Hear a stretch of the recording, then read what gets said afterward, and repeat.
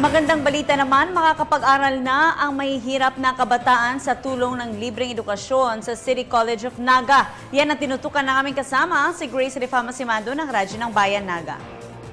Inaasahang mabibigyan na ng pagkakataong makapag-aaral kahit sa kursong technical o vocational ang lahat ng mga kabataan mula sa pamilyang may bababang kita lamang dito sa Naga City.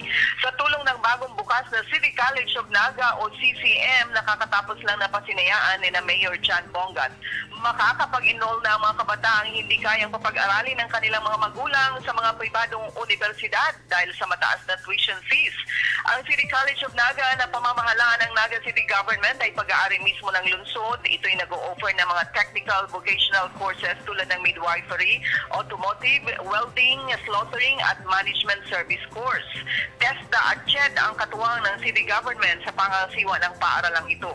Layunin ng Naga LGU na mapagtapos ang lahat ng mga kabataang mahihirap dito sa lungsod nang sa gayon ay maihanda sila sa magandang kinabukasan. Radyo ng Bayan Naga para sa Telebisyon ng Bayan, Grace Fama Simando.